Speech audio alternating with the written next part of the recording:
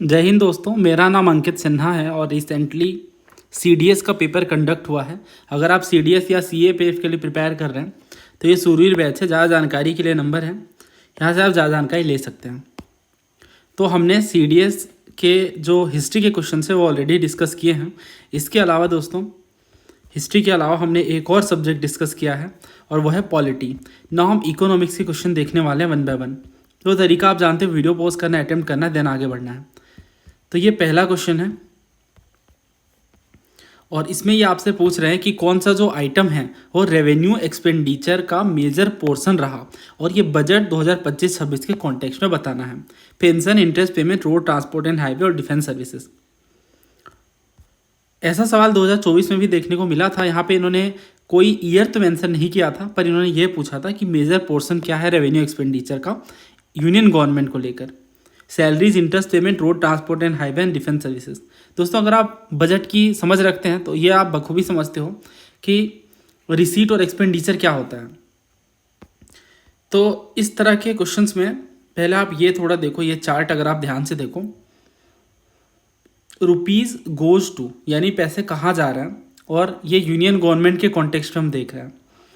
तो यहाँ पे आप देखो तो 20% जो हिस्सा है वो इंटरेस्ट पेमेंट में जा रहा है। 16% जो है सेंट्रल सेक्टर स्कीम, बहुत सारी स्कीम्स चलाती हैं गवर्नमेंट, तो उसमें 16% पैसा खर्च होता है। 8% सेंट्रली स्पॉन्सर्ड स्कीम होती है। सेंट्रली स्पॉन्सर्ड आप समझते हो, इसमें जो सेंटर है वो हेल्प करते हैं स्टेट्स की।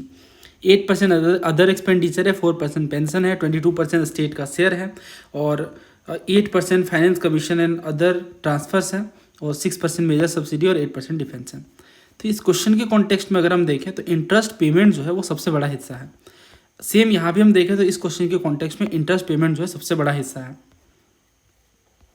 तो ये आप देख सकते हो टोटल रिसीट क्या रहा, और 32.95 लाख करोड़, और अगर हम यहाँ पे देखें इंटरेस्ट पेमेंट तो ये है 12 लाख करोड़। तो ये 26% है एक्सपेंडिचर का।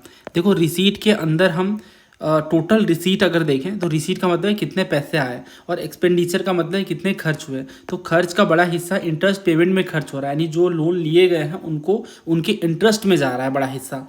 तो ये क्वेश्चन बार बार वो पूछते हैं। तो यहाँ पे कुछ टर्म्स हैं बजट के कॉन्टेक्स्ट में, एक्सपेंडिचर के कॉन्टेक्स्ट में या गवर्नमेंट बजटिंग के कॉन्टेक्स्ट में। अगर आप इन्हें समझ लेते हैं तो ऐसे क्वेश्चन आप इजीली सॉल्व कर सकते हैं। जैसे ये क्वेश्चन आप ध्यान से पढ़िए।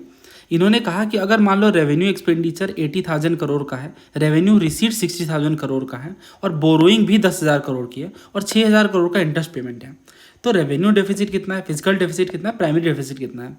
तो ये हमने पेपर से पहले भी बैच में पढ़ाया था, बिकॉज ये बहुत ही इंपॉर्टेंट टॉपिक है और इस पर डिस्कशन करना काफ़ी ज़रूरी है। तो ये इकोनॉमी 16th लेक्चर की फाइल है और यहाँ पे मैंने आपको सारी चीज़ें आसान भाषा में समझाई थी। एक बार हम क्विक रिवीजन करेंगे।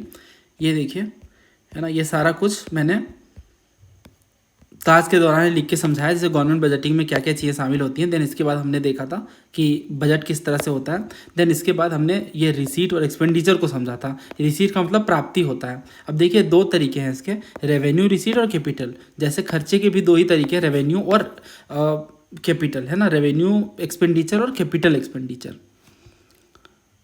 Just a second, capital expenditure.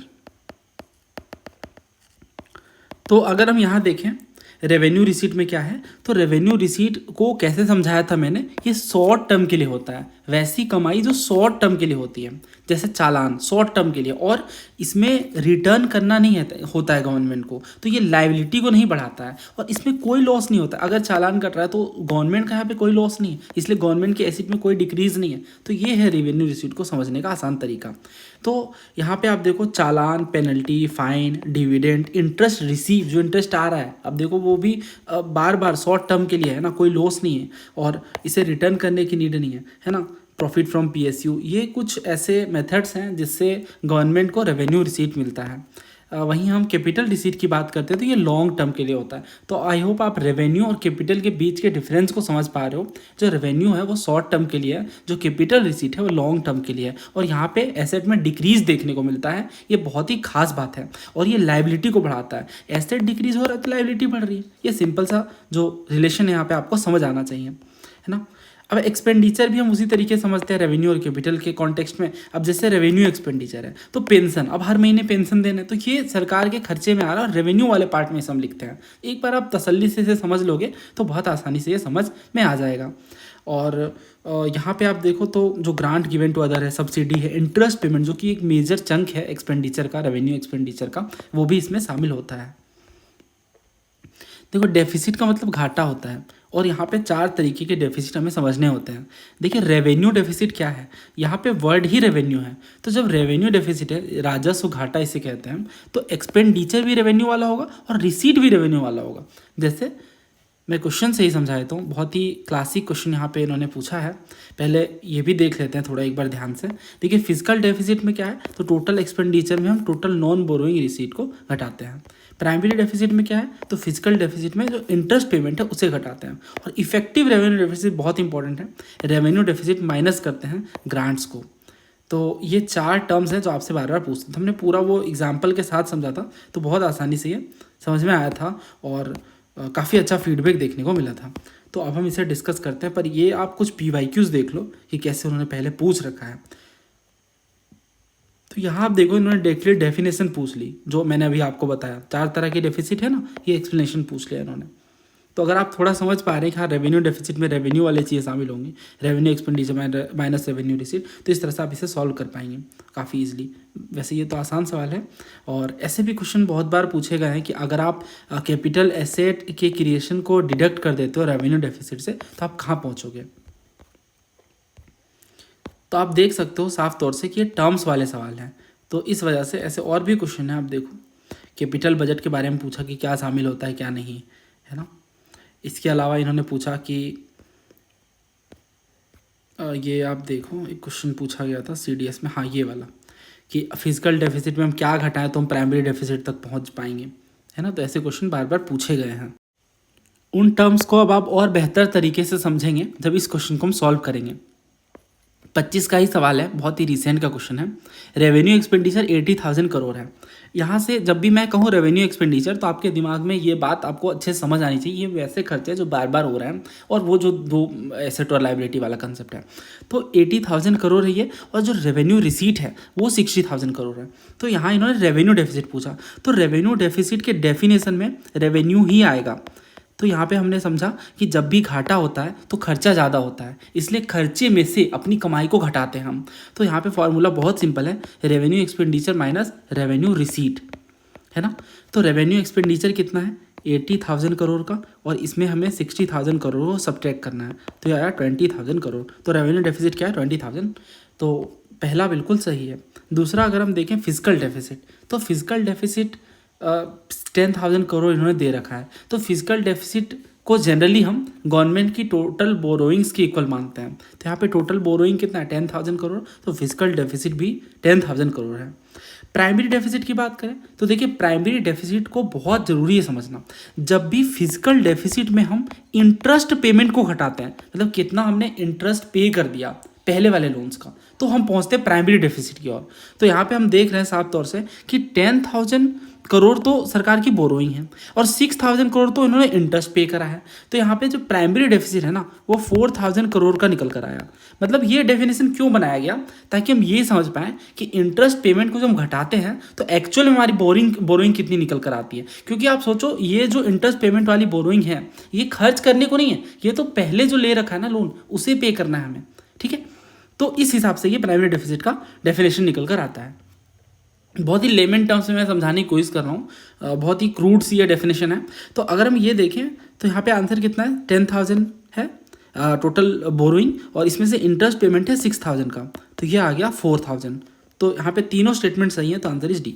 और यही चीज़ हम यहाँ भी देखते हैं, जब ये पूछते हैं कि किस एक्सपेंडिचर में आप सब्ट्रैक्ट करते हो फिजिकल डेफिसिट को, तो प्राइमरी डेफिसिट में पहुँचते हो। तो अभी हमने समझा कि अगर हम फिजिकल डेफिसिट में इंटरेस्ट पेमेंट को घटा दें तो हम प्राइमरी डेफिसिट की ओर पहुंच जाएंगे। So answer should be option सी।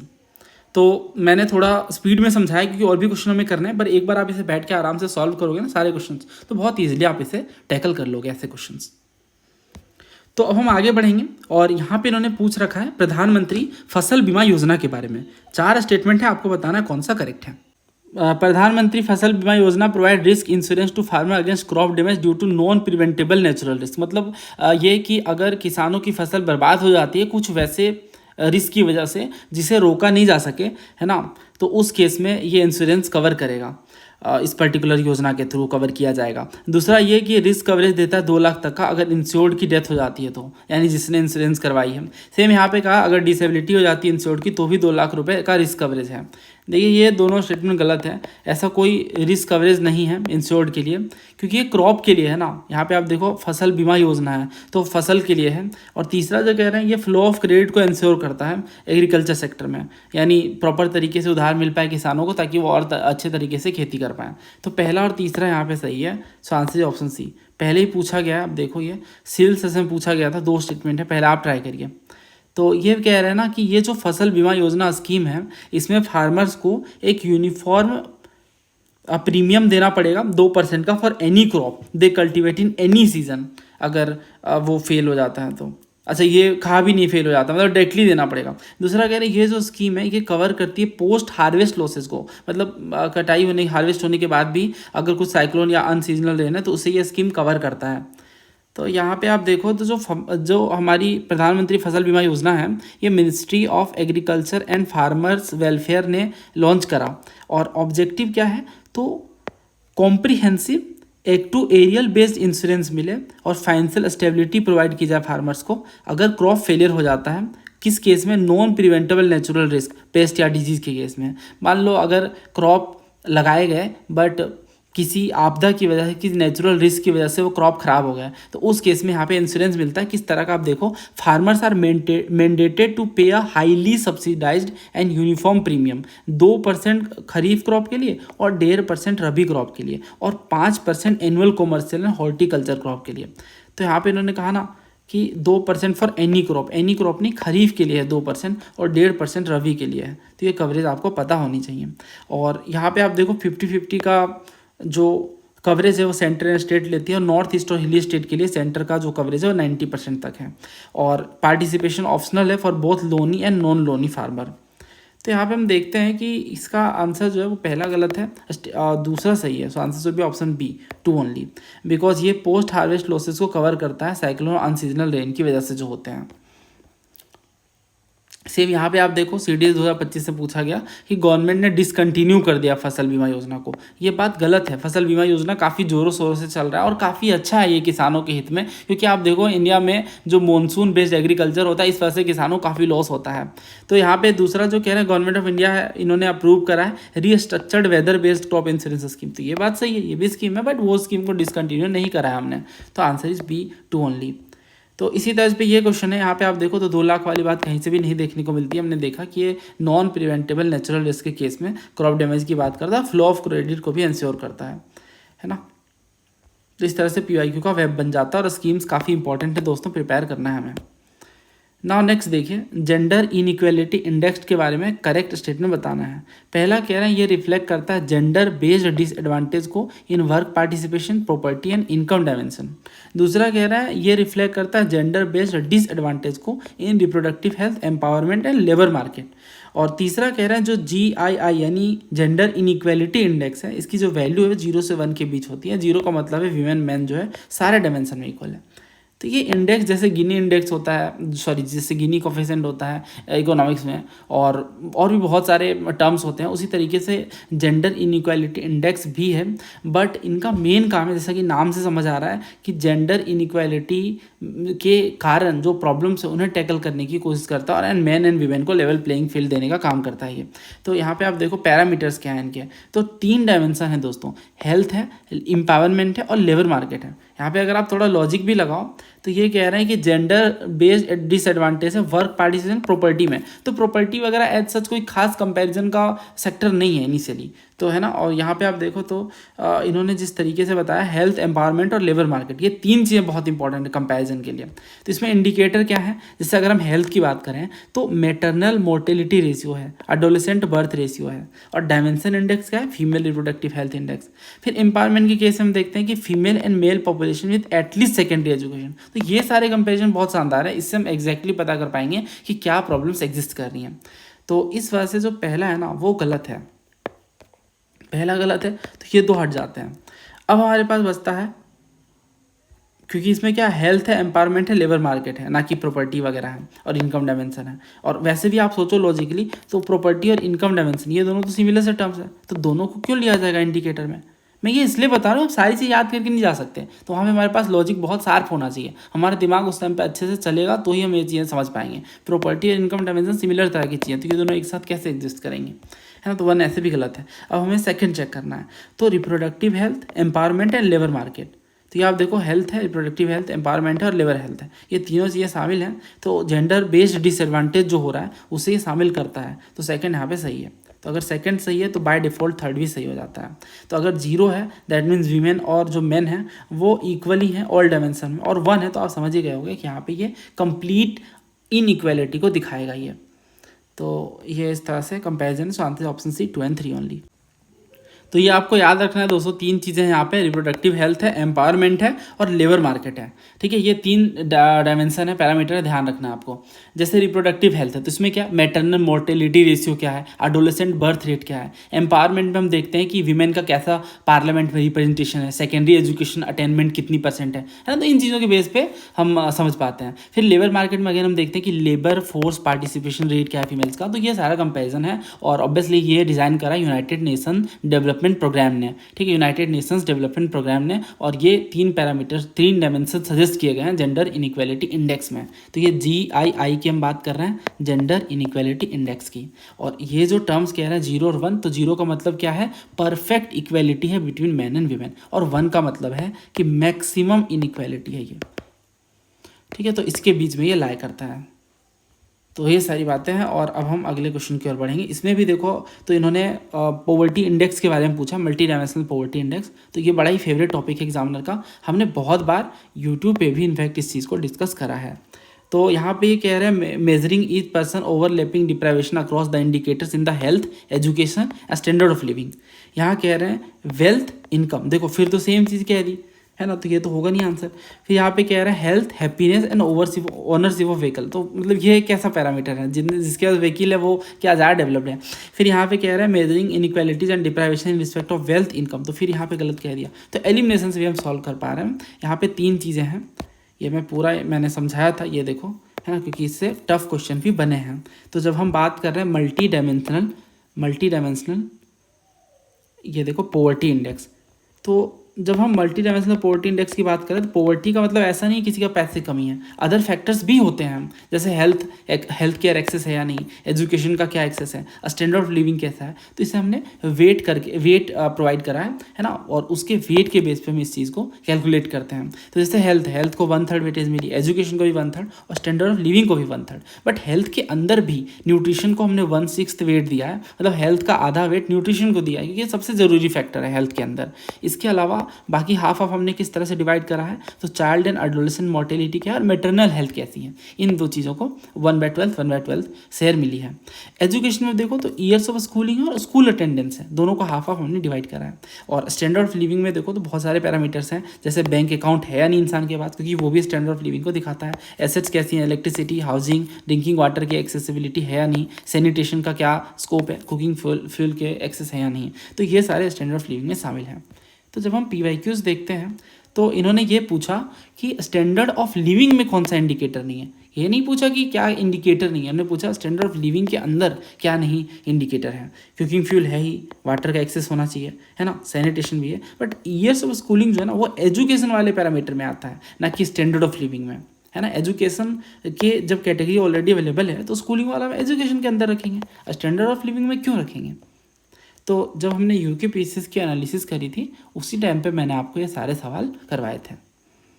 फिर आप देखो उन्होंने पूछा कि कौन सा indicator national multi dimensional poverty index में शामिल है। तो हमने देखा ईयर ऑफ स्कूलिंग है, बाकी नहीं है। 3 चीज़ें हैं, ईयर ऑफ स्कूलिंग, हेल्थ और एजुकेशन। सॉरी, यहाँ पे हमने ईयर ऑफ स्कूलिंग को एजुकेशन के अंदर ही रखा है, तो health, education, standard of living. ठीक है, तो ये 3 पैरामीटर हैं।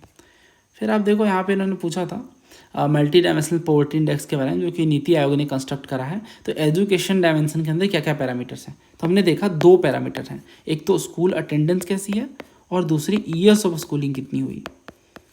ठीक है, तो ये 2 फैक्टर जो है वो इम्पॉर्टेंट है एजुकेशन वाली कैटेगरी के अंदर। अब अगर आप देखो तो यहाँ ऑप्शंस में से समझ आ गया कि हाँ हेल्थ है, एजुकेशन है और स्टैंडर्ड ऑफ लिविंग है। तो अगर आपने हमारी यूकेपीएससी वाली वीडियो देखी तो आप इसे इजीली सॉल्व कर सकते हैं, और वैसे भी हमने कई बार डिस्कस करा है। The financial instrument that generate proceeds for investment in environmentally sustainable and climate suitable projects. ये तो आसान क्वेश्चन है। ये कह रहे हैं ना कि क्लाइमेट सूटेबल प्रोजेक्ट वगैरह जब चलाए जाते हैं तो ये किस तरह के बॉन्ड होते हैं, green bond, carbon bond, climate credit या सोशल इम्पैक्ट। तो ये ग्रीन बॉन्ड होते हैं। ग्रीन का मतलब क्या होता है, इन्वायरमेंटली सस्टेनेबल, यानी जो इन्वायरमेंट की दृष्टिकोण से जो काफ़ी पॉजिटिव हो, काफ़ी हेल्पफुल हो। ठीक है, तो आंसर इसका ए है, और ऐसे क्वेश्चन भी पहले पूछे गए हैं। ये क्वेश्चन देखिए, तो सनराइज सेक्टर में क्या शामिल है, मैन्युफैक्चरिंग, फूड प्रोसेसिंग, टेक्सटाइल या सर्विसेज। एनसीईआरटी मेंशन है ये।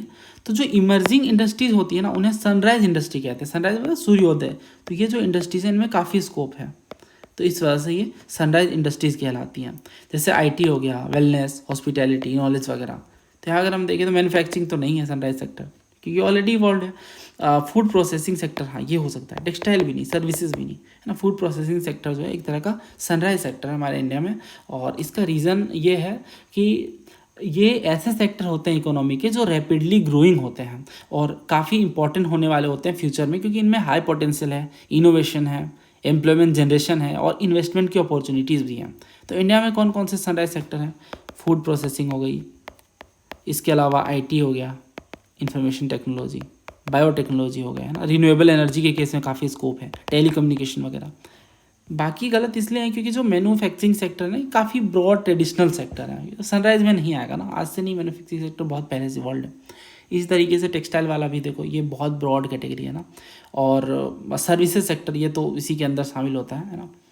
तो इस वजह से जो सही आंसर है वो भी होगा। नाउ नेक्स्ट क्वेश्चन देखिए, सार्क के बारे में पूछा है। सार्क के ओरिजिनल फाउंडिंग मेंबर कौन कौन थे। तो ये सार्क जो है वो 1985 में स्टैब्लिश हुआ है। फुल फॉर्म क्या है, south Asian association for regional cooperation, है ना। सार्क क्या है, south Asian association for regional cooperation. तो अफगानिस्तान जो ओरिजिनल मेंबर में नहीं था, इंडिया, नेपाल और मालदीव था। तो आंसर है ऑप्शन बी। बहुत सारे सवाल पूछे गए हैं सार्क के ऊपर, बट मैं बस एक क्वेश्चन लाया हूँ, क्योंकि काफ़ी सारा क्वेश्चन हमने पहले भी डिस्कस करा है, तो उसे रिपीट करने का फ़ायदा नहीं है। ये क्वेश्चन आप सॉल्व करिए बस। तो यहाँ इन्होंने पूछा सार्क का ऑब्जेक्टिव क्या है। तो पहले हम डिटेल में समझ लेते हैं दोबारा सार्क के बारे में। तो देखिए, पहले आपको सार्क की कंट्रीज़ याद करनी है, वो ज़्यादा ज़रूरी है, क्योंकि उनसे अक्सर सवाल देखने को मिलते हैं। तो कौन कौन से मेंबर कंट्रीज़ हैं सार्क में, ये पहले पता होनी चाहिए। तो 8 मेंबर कंट्रीज़ हैं, और जैसा कि इसके फुल फॉर्म से समझ आ रहा, साउथ एशियन एसोसिएशन है, तो साउथ एशिया की कंट्रीज़ मेजरली इसमें जुड़ी हुई हैं। तो इसमें कौन कौन सी कंट्रीज़ हैं, अगर हम देखें इसमें, तो जो कंट्रीज़ हैं वो कौन सी हैं। तो पहले ऑब्वियसली हमारा इंडिया है ना, भूटान है, बांग्लादेश है, मालदीव है, नेपाल है, पाकिस्तान है, श्रीलंका है, और अफगानिस्तान जो है ये भी जुड़ा हुआ, बट अफगानिस्तान बाद में जाकर जुड़ता है। ठीक है, अफगानिस्तान बाद में जाकर जुड़ता है, तो इस वजह से जो अफगानिस्तान है वो हमारे आंसर में शामिल नहीं है। इंडिया, नेपाल और मालदीव है। दोस्तों 2 क्वेश्चन आपसे और पूछ रहे आते हैं कि सार्क जो है वो इस्टेब्लिश्ड कहाँ हुआ था। तो जो सार्क है ये इस्टेब्लिश हुआ था 1985 में 8 दिसंबर को, और ये हुआ था इस्टेब्लिश ढाका में। ठीक है, ढाका में इस्टेब्लिश हुआ था, ये याद रखना आपको। और इससे भी ज़्यादा एक और ज़रूरी फैक्ट है कि सार्क का हेडक्वार्टर कहाँ है। तो सार्क का हेडक्वार्टर कहाँ है, ये है नेपाल के काठमांडू में। तो ये 2 फैक्ट आपको बहुत अच्छे से ध्यान रखने हैं। और इसके अलावा कई बार पूछते हैं मेंबर कंट्रीज़ कितने, तो 8 हैं जो भी मैंने आपको नाम बताए। ऑब्जर्वर कितने, तो इसमें 9 ऑब्जर्वर भी हैं ना। Australia, European union, Iran, Japan, Mauritius, south Korea, USA, China, Myanmar, ये ऑब्जर्वर हैं। बट मेंबर कंट्रीज़ तो आपको याद होने चाहिए। और इसके अलावा और कौन कौन सी बातें, हाँ लास्ट मेंबर कौन था जिसने ज्वाइन करा सार्क को। तो last member to join SAARC was Afghanistan. तो ये 2017 में अफ़गानिस्तान जाकर जुड़ता है। ठीक है, तो इस तरह से 8 कंट्री शामिल हो जाते हैं। और सार्क के हिस्टोरिकल बैकग्राउंड की बात करें तो ये आइडिया था हमारे देश के प्राइम मिनिस्टर का उस टाइम पे, दादेन इंदिरा गांधी जी का, और भी बहुत सारे लीडर्स थे। और इसमें आप देखो तो एक ट्रीटी भी साइन हुई 1985 में सार्क चार्टर के नाम से ढाका बांग्लादेश में, जिससे साबित होता है कि इनका जो ऑर्गेनाइजेशन है ये ऑफिशियली इस्टेब्लिश्ड है। और फाउंडिंग मेंबर मैंने आपको बता ही दिया, अफगानिस्तान बाद में आकर जुड़ता है। और हेडक्वार्टर तो काठमांडू नेपाल में है। ये कुछ बातें ध्यान आपको रखनी है। अच्छा, प्रिंसिपल क्या है सार्क का, ये किस प्रिंसिपल पे काम करता है? तो पहली चीज़ तो ये कि सारी मेंबर कंट्रीज़ का जो स्टेटस है वो इक्वल है रिगार्डलेस ऑफ देयर साइज और पावर। तो ये पहली चीज़ है। दूसरा ये कि कोऑपरेशन की बात करते हैं कि इकोनॉमिक, सोशल, कल्चरल डेवलपमेंट में कोऑपरेशन करेंगे बाकी मेंबर्स, सारे मेंबर्स आपस में मिलकर। और जो डिसीजन है वो जॉइंटली लिया जाएगा, है ना, ताकि एक कलेक्टिव एग्रीमेंट को इंश्योर किया जा सके। इसी तरीके से रीजनल रिसोर्सेज को मजबूत करने की बात देखने को मिलेगी। और ट्रेड, टेक्नोलॉजी, एजुकेशन, कल्चर, इनमें ये कोलेबरेट करेंगे, इस चीज़ को बढ़ावा देंगे ये। और हर एक कंट्री के इंटरनल अफेयर का रिस्पेक्ट किया जाएगा और कोई इंटरफेयर नहीं किया जाएगा डोमेस्टिक मैटर में सार्क के द्वारा। तो ये प्रिंसिपल्स हैं सार्क के। और ऑब्जेक्टिव क्या वही है कि साउथ एशियन कंट्रीज़ का डेवलपमेंट हो, हेल्थ, एजुकेशन, पॉवर्टी एलिवेशन वगैरह प्रोग्राम्स को आगे बढ़ाया जाए। तो PYQ से और क्लैरिटी मिलती है दोस्तों कि किस तरह के सवाल फ्रेम किए जा सकते हैं। जब हम ऐसे क्वेश्चन देखते हैं तो हमें समझ आता है कि जो भी इंपॉर्टेंट ऑर्गेनाइजेशन है उनके हम ऑब्जेक्टिव्स को भी समझे। जैसे पंचशील वगैरह के ऑब्जेक्टिव्स पे काफ़ी बार क्वेश्चन पूछा भी गया है ना। तो ये आप देख लो पहले एक बार। इन्होंने कहा कि welfare of the people of South Asia and to improve the quality of life. दूसरा ये कि स्ट्रेंथन करना सेल्फ रिलायंस को, यानी आत्मशक्ति को, जो भी साउथ एशिया की कंट्रीज़ हैं उनमें। और तीसरा ये कि म्यूचुअल ट्रस्ट को बढ़ाना और अंडरस्टैंड करना और अप्रिसिएट करना एक दूसरे के प्रॉब्लम को।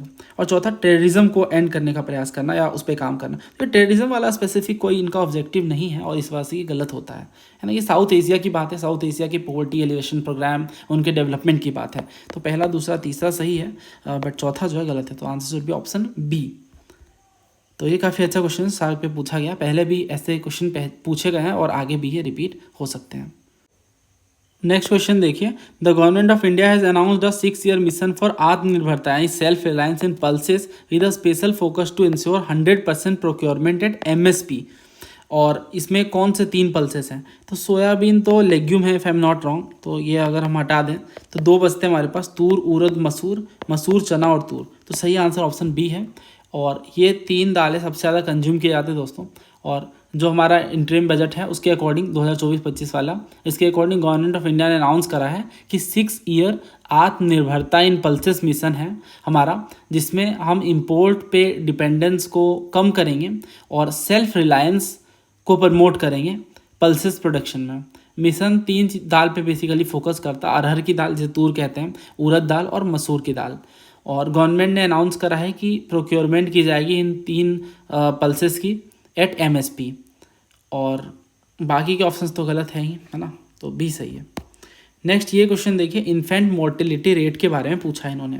तो ये भी टर्म्स वाले जो क्वेश्चन है पॉपुलेशन से जुड़े हुए, ये बहुत ही क्लासिक क्वेश्चन है। UPSC में अक्सर ऐसे सवाल देखने को मिलते हैं, पहले भी पूछा गया है। जैसे ये क्वेश्चन 2009 में पूछा गया था सिविल सर्विस में। तो इसमें उन्होंने पूछा कि जो इन्फेंट मोर्टेलिटी रेट है, इसमें इन्फेंट की डेथ को अकाउंट में लिया जाता है with in a month after birth. But बात कुछ ऐसी है कि 1 साल के अंदर जो इन्फेंट की डेथ होती है उसे कैलकुलेट किया जाता है इन्फेंट मोर्टेलिटी रेट में, ना कि 1 महीना। तो इस वजह से पहला गलत है। दूसरा कह रहे हैं कि इन्फेंट मोर्टेलिटी रेट है वो क्या है, number of infant deaths in a particular year पर 100 लाइव बर्थ, नहीं 1000 लाइव बर्थ में से कितने इन्फेंट की डेथ हुई 1 साल में, उस चीज़ को हम कहते हैं इन्फेंट मोर्टेलिटी रेट। 100 नहीं, तो इस वजह से दोनों गलत है। तो आंसर यहाँ पे डी होगा। और यहाँ पढ़ लेते हैं। तो ये कह रहे हैं जो इन्फेंट मोर्टेलिटी रेट है ये एवरेज नंबर है इन्फेंट्स का born to a women over her life time. नहीं, ऐसा कुछ नहीं है। इन्फेंट मोर्टेलिटी का मतलब डेथ से जुड़ा हुआ है ये। तो ये बॉर्न वाला तो ऐसे भी गलत है, तो ये हट गया। यहाँ पे देखो डेथ है और यहाँ पे भी देखो डेथ की बात है, यहाँ भी डेथ है। बट अगर हम ध्यान से पढ़ें तो ये कह रहे हैं कि number of infant, average number of infant, तो एवरेज वाली कोई बात नहीं है ना। इन्फेंट मोर्टेलिटी रेट में नंबर ऑफ डेथ देखा जाता है अंडर 1 ईयर पर 1000 लाइव बर्थ। हाँ, ये सही है। चौथा भी इसलिए गलत है क्योंकि यहाँ इन्होंने कहा IMR is the number of death of infant under 1 year of age per year. But यहाँ इन्होंने तो बताया ही नहीं कि कितने में कैलकुलेट कर रहे हैं। तो सी सबसे ज़्यादा सही है क्योंकि पर 1000 लाइव बर्थ, यानी 1000 अगर लाइव बर्थ होती है तो उसमें से 1 साल के अंदर कितने इन्फेंट्स की डेथ हो जाती है उसे हम IMR में कैलकुलेट करते हैं। तो NCERT वगैरह हर जगह पे मेंशन है और PYQ में ही पूछ रखा है। अगर ऐसे क्वेश्चन आपके गलत हो रहे हैं दैट मीन्स कि you need to prepare very hard, because ये सिंपल क्वेश्चंस होते हैं और कट ऑफ के डिसाइडिंग फैक्टर में ऐसे सवालों का बहुत रोल होता है। और ऐसे क्वेश्चन हर एग्जाम में पूछे जाते हैं, सिविल सर्विस में भी ऐसे क्वेश्चन देखने को मिलते ही हैं। नेक्स्ट ये क्वेश्चन देखिए, कौन सी इंडेक्स इसमें से यूज की जाती है to assess the state of governance across the states and UTs. मतलब गवर्नेंस को चेक करने के लिए कौन सा पैरामीटर है, sustainable governance index, e governance index, urban governance index या गुड गवर्नेंस इंडेक्स। तो जो गुड गवर्नेंस इंडेक्स है ना, GGI, ये यूज़ किया जाता है जिससे स्टेट और यूनियन टेरिटरीज़ के गवर्नेंस के परफॉर्मेंस को चेक किया जाए, और ये लॉन्च करा था department of administrative reforms and public grievances के द्वारा। पर्पस क्या है, गवर्नेंस कैसी हो रही है, एग्रीकल्चर में किस तरह से गवर्नमेंट काम कर रही है, हेल्थ पे, पब्लिक इंफ्रा पे, जुडिशियल पब्लिक सिक्योरिटी पे, इन चीज़ों को मेजर करने का काम करती है। ये तो कोई खास इंडेक्स है नहीं। ई गवर्नेंस इंडेक्स तो ये तो डिजिटल गवर्नेंस पे बात करता है ना। अर्बन गवर्नेंस ये भी अर्बन एडमिनिस्ट्रेशन से जुड़ा हुआ है। थोड़ा बहुत भी अगर आप सोच पाओ, एलिमिनेट कर पाओ तो ऐसे क्वेश्चन हो जाते हैं। अब ये क्वेश्चन देखते हैं, इसमें सांसद आदर्श ग्राम योजना SAGY के बारे में पूछा गया है। पहला कह रहे हैं मिनिस्ट्री ऑफ पार्लियामेंट्री अफेयर ने लॉन्च करा है। दूसरा ये 2014 में लॉन्च हुआ जयप्रकाश नारायण जी के बर्थ एनिवर्सरी पे। तीसरा ये गांधी जी का जो विजन था ग्राम स्वराज का, इस यही मेन इंस्पिरेशन है इस स्कीम के पीछे की। तो ये क्वेश्चन पूछा गया था CAPF 2015 में, इसमें उन्होंने गलत पूछा था। तो पहला वाला गलत इसलिए है क्योंकि ये लाल बहादुर शास्त्री जी के एनिवर्सरी पे नहीं, बल्कि हमारे JP जी के एनिवर्सरी पे ये लॉन्च किया गया था, जयप्रकाश नारायण जी के बर्थ एनिवर्सरी पे। तो इस वजह से ये गलत है। और दूसरा अगर हम देखें, members of the parliament will adopt villages to create model village, तो ये बात असल में सही है। जो MPs हैं वो ही अडॉप्ट करते हैं विलेजेस को कि उन्हें मॉडल विलेज के रूप में कन्वर्ट करना है। और ये सांसद आदर्श ग्राम योजना, नाम से स्पष्ट होता है कि ये सांसद यानी MP के द्वारा ये मेहनत की जाएगी एक तरीके से। और ये काफ़ी चर्चा में भी रहता है क्योंकि मिनिस्ट्री ऑफ रूरल डेवलपमेंट का जो आंकड़ा है वो ये बताता है कि सारे MP नहीं इसे अडॉप्ट करते हैं। जैसे 2020 के आंकड़े में बताया गया था कि सिर्फ 252 मेंबर्स ने ही अडॉप्ट करा था ग्राम पंचायत को। तो इस तरह से ये काफ़ी चर्चा में रहता है। और आप समझ सकते हो ये जो ग्राम योजना है जिसके पीछे गांधी जी की मेजर इंस्पिरेशन है कि जो हमारे विलेजेस हैं वो काफ़ी एडवांस्ड हो, तो उस चीज़ के बेस पे तो ये काफ़ी इंपॉर्टेंट हो जाता है रूरल डेवलपमेंट के कॉन्टेक्स्ट में। और आप देखो 790-800 के आसपास अगर टोटल स्ट्रेंथ हम देखते हैं तो उस हिसाब से काफ़ी कम होता है ना। अगर हम सांसद आदर्श ग्राम योजना की बात करें तो ये 2014 में लॉन्च हुआ था, और 2014 में 11 अक्टूबर को लॉन्च हुआ, और उस टाइम पे जयप्रकाश नारायण जी की बर्थ एनिवर्सरी पे। गोल क्या है, तो इसमें मेजर गोल यही है कि इस योजना के तहत जो मेंबर ऑफ पार्लियामेंट हैं उनको रिस्पॉन्सिबिलिटी मिलेगी कि विलेजेस को, आप 3 विलेजेस को सेलेक्ट करो और उसमें सोशो इकोनॉमिक और फिजिकल इंफ्रास्ट्रक्चर को डेवलप करने की रिस्पॉन्सिबिलिटी लो। तो ये बात देखने को मिली। प्रोसेस क्या है, तो ग्राम पंचायत आप समझते हो बेसिक यूनिट होगा डेवलपमेंट का, और यहीं से डेवलपमेंट स्टार्ट होगी। MPs जो होंगे, जो सांसद होंगे, वो इंश्योर करेंगे कम्युनिटी के साथ और विलेज डेवलपमेंट प्लान में हेल्प करेंगे और नेसेसरी रिसोर्सेज को मोबिलाइज करने का काम करेंगे। और जो प्लानिंग प्रोसेस होगा हर एक विलेज में वो एक पार्टिसिपेटरी एक्सरसाइज होगा, और ये डिस्ट्रिक्ट कलेक्टर कोऑर्डिनेट करेंगे।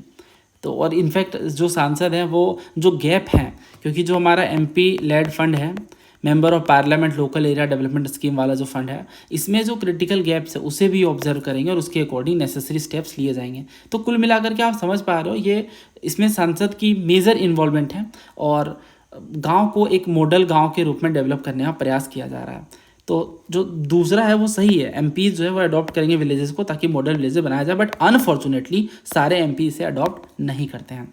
तीसरा कह रहे हैं district magistrate will act as coordinator, जो बात अभी हमने समझी है ना, कि जो डिस्ट्रिक्ट कलेक्टर हैं ये प्लानिंग प्रोसेस में पार्टिसिपेटरी एक्सरसाइज के तौर पर कोऑर्डिनेट करने का काम करेंगे। और चौथा कह रहे हैं Rajya Sabha MP has to choose a gram panchayat in the state from which he or she is elected, तो ये बात भी सही है। जो लोकसभा MP हैं वो ग्राम पंचायत को चुनते हैं from with in their constituency, और जो राज्यसभा के MP हैं ये ग्राम पंचायत को चुनते हैं फ्रॉम द रूरल एरिया। तो ये मैं यहाँ पे लिख देता हूँ ताकि कन्फ्यूजन ना हो, क्योंकि जिस तरह से क्वेश्चन बना है आगे भी ये रिपीट हो सकते हैं। लोकसभा एमपी एक ग्राम पंचायत को चुनते हैं फ्रॉम हिज और हर कॉन्स्टिट्यूएंसी। और जो अगर राज्यसभा के एमपी हैं, ये लोकसभा के एमपी नहीं है, मान लो राज्यसभा के एमपी हैं, तो ये क्या करते हैं, ये ग्राम पंचायत को चुनते हैं from the rural area, from rural area of any district, है ना, किसी भी डिस्ट्रिक्ट के रूरल एरिया से चुन सकते हैं। तो ये खास बात देखने को मिलती है राज्यसभा के एमपी के केस में। अगर जो नॉमिनेटेड एमपी हैं तो वो ग्राम पंचायत को चुनते हैं from the rural area of any district in the country. कोई अगर नॉमिनेटेड सांसद हैं और उन्हें किसी विलेज को चुनना है ताकि वो ये डेवलपमेंट वाले इनिशिएटिव को आगे बढ़ा सके, तो वो किसी को भी from any district they can choose, है ना। बट लोकसभा के केस में क्या है, वो अपनी कॉन्स्टिट्यूएंसी में ही चुनते हैं। और राज्यसभा के केस में क्या है कि ग्राम पंचायत को ये चुनते हैं from the rural area. But obviously जो मैंने आपको बताया क्यों ये चर्चा में रहता है, क्योंकि अनफॉर्चुनेटली सारे एमपीज इसमें नहीं इन्वॉल्व होते हैं। अभी हम ये क्वेश्चन करते हैं, तो it comes under the ministry of parliamentary affairs. देखो ये बात असल में गलत है, हमने देखा कि यहाँ पे जो मिनिस्ट्री इन्वॉल्व है वो पार्लियामेंट्री अफेयर्स की मिनिस्ट्री नहीं है, बल्कि मिनिस्ट्री ऑफ रूरल डेवलपमेंट है।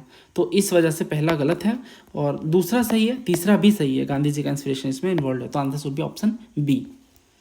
अब यहाँ देखो ये गुजरात पीएससी में पूछा गया था, पहला कह रहे हैं 2014 में लॉन्च हुआ, तो ये बात तो सही है। और लोक नायक जयप्रकाश नारायण जी की बर्थ एनिवर्सरी में, तो ये बात भी सही है ना। तीसरा कह रहे हैं कि it was launch on the birth anniversary of Deendayal Upadhyay, नहीं, दो बी और सी दोनों एक साथ सही नहीं हो सकते ना, तो सी तो गलत है। और चौथा कह रहे हैं the goal is to translate organic vision of Mahatma Gandhi into reality. So answer is option A, है ना, ए बी एंड डी। अब ये क्वेश्चन आप देखो 2017 में पूछा गया था कि कौन सा फीचर नहीं है सांसद आदर्श ग्राम योजना का। तो पहला कह रहा है ये कम्युनिटी पार्टिसिपेशन पे फोकस करता है, तो रूरल डेवलपमेंट का मॉडल कम्युनिटी पार्टिसिपेशन पे ही फोकस करता है, ये बात सही है। दूसरा कह रहा है विलेज के इंफ्रास्ट्रक्चर को क्रिएट करने का प्रयास करता है, तो प्राइम फेज ये सही लगता है, बट ये गलत है। सिर्फ इंफ्रास्ट्रक्चर की बात नहीं है, होलिस्टिक डेवलपमेंट की बात है, और भी फैक्टर्स इसमें शामिल हैं, तो इस वजह से ये गलत है। तीसरा कह रहा है मेंबर ऑफ पार्लियामेंट गाइड करते हैं, बिल्कुल सही, परफेक्ट है, ये हमने पढ़ा ये, तभी तो नाम में सांसद है। और चौथा कह रहे हैं a village development plan would be prepared for every identified gram panchayat. हाँ, तो हर जो भी ग्राम पंचायत इसमें आइडेंटिफाई किए गए उनके लिए विलेज डेवलपमेंट प्लान बनता है। तो ए बी डी सही है, बट जो बी है वो गलत है, आंसर ऑप्शन बी। तो ये आप देख सकते हो, ये जो स्कीम है 2014 में आई थी, पर 15 में भी क्वेश्चन पूछा गया, और इसके अलावा 17 में, 23 में, 26 में, तो ये सदाबहार सवाल है, आगे भी पूछे जाएंगे। तो उम्मीद है इस वीडियो से आपको काफ़ी कुछ नया सीखने को मिला होगा। अगर ये इनिशिएटिव हमारे हेल्पफुल लगते हैं तो आप बाकी के यूट्यूब के वीडियोस भी देख सकते हैं। अगर आप बैच से जुड़ना चाहते हैं तो ये नंबर है, यहाँ पे व्हाट्सएप करके आप ज़्यादा जानकारी ले सकते हैं। धन्यवाद, जय हिंद।